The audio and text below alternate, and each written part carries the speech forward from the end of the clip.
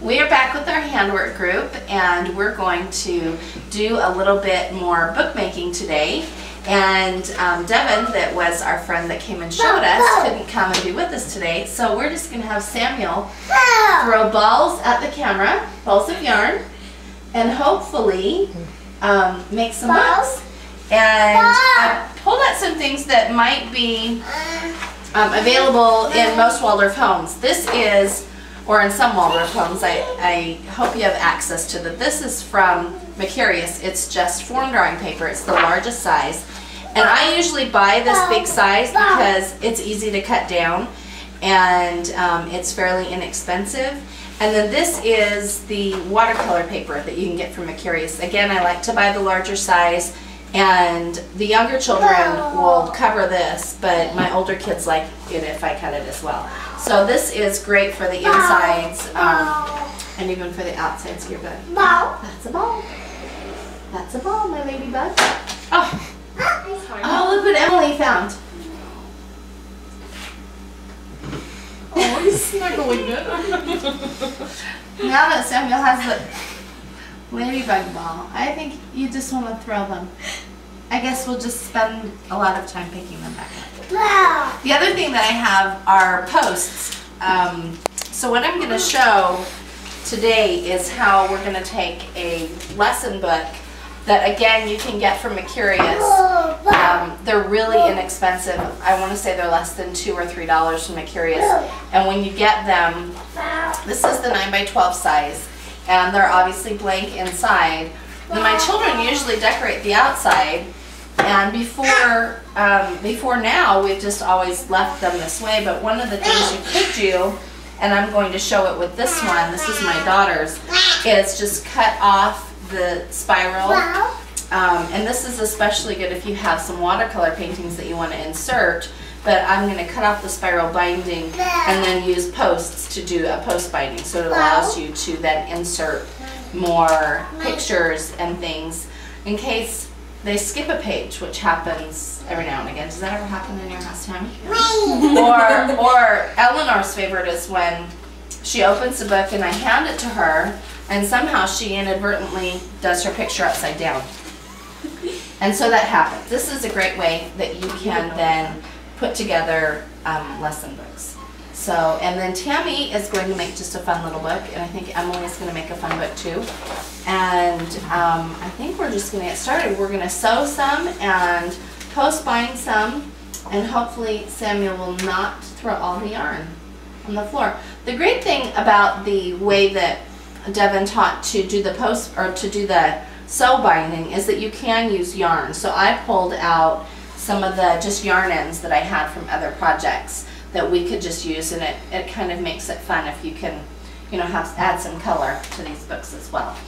And as far as covers and paper go, one of the things that Devin taught us was to use something that is meaningful to you. So if you find some scrapbook paper that you really like, or if you have paintings that you want to recycle, it's a really great way to do that for covers as well.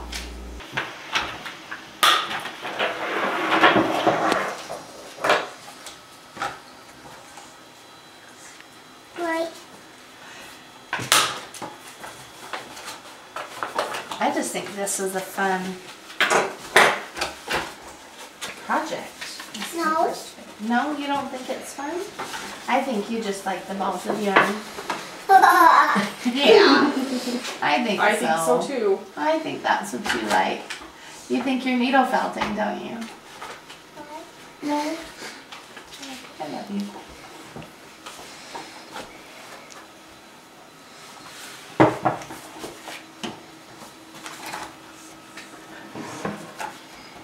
Where did the awl go?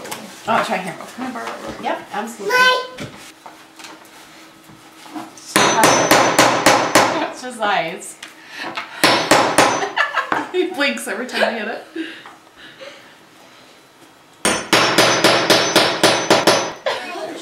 It depends if you want. Oh, yeah. She took the class, so we should ask her. Yeah, teach me. I want it to tie on the outside. Here's the needle. Did you get a needle? No, that's just, you know, do it on my hand. If you need it. I did this twice. I ended up with a lot of yarn, so. So with that paper trimmer, I'm going to trim this down. I'm going to trim it off. Okay. So I'm going to...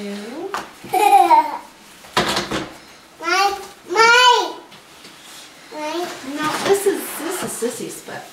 I'm going to put this paper right in front of you. Is that okay? No? Well, I'm sorry. I'm doing it in here.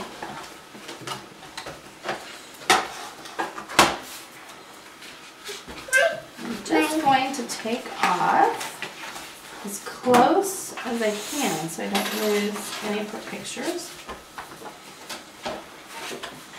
Mom. What?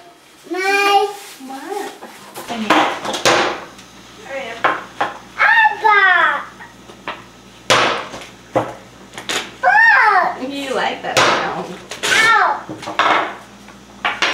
I think what's good too about the idea of putting these together at the end is then you are only including their best work, and and you don't get, because I've gotten frustrated before when they haven't done wonderful work or as good as they know that they can do, and then thank you. Oh, thank you. And then you're kind of stuck with it in the book where you have to tear it out. And this way, you're only putting in what what's really special. And it allows them to go through their work too and decide.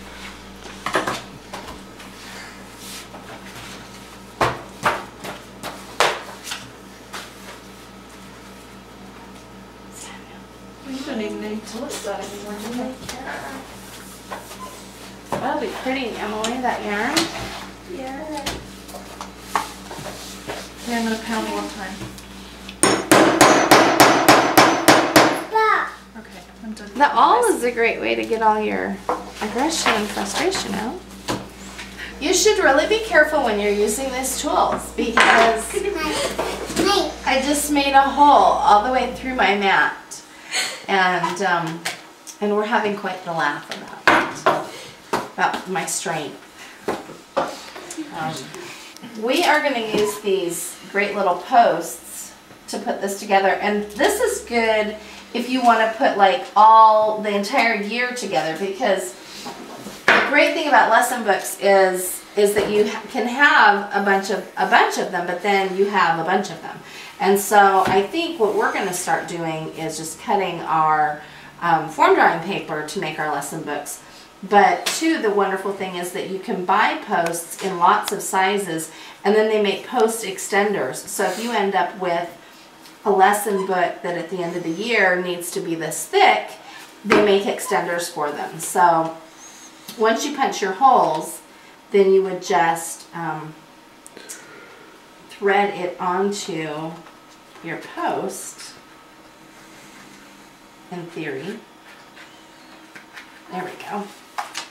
And if you have scrapbooking experience, and this is nothing new to you because you've probably done this with a scrapbook, and just kind of put it together that way. And I think this is something that if the younger kids were here today, they'd probably really enjoy putting it together because it's their book. And but also you could do this for grandparents if you wanted to put together a book of schoolwork that your kids have done to show grandparents, or a former spouse that's really concerned about what they're doing, so that they've got a collection of the children's work all in one place. So this kind of will work that way. And I think my holes could have been a tiny bit bigger. Would have made this go a lot better. There we go. I'm just going to do a couple sheets at a time. One thing you want to make sure you do if you are going to be using the post binding is to perhaps have your children leave maybe an inch or so on the edge of their lesson work, so that you can go ahead and post bind it without cutting into their work. And we didn't do it in this case because we kind of did it after the fact. But one way to do that would be, if this would be your lesson page, to maybe just fold it over for them before you hand it to them to work on. And then they could do their work, and then they would have this extra space to do your post binding later. So this is pretty much the way to do the post binding. The other great thing, you could just use yarn. You could use the sewing technique to put a lesson book together. And this is Ellie's lesson book that we made, and Tammy made, she made a couple that she sewed together. I did one where I left more of an edge. Oh yeah. And then the other one I didn't. It's flush with the Very cover. nice. Well, what did you make, Emily? I made 2 little books. 2 great little books. These are they're a lot of fun. They're a lot of fun. I encourage you to have a good time with it. It's a great way to recycle old paintings, especially if you've got mountains and mountains of them like we do. And it allows you to still have the paintings and have something fun to do with them.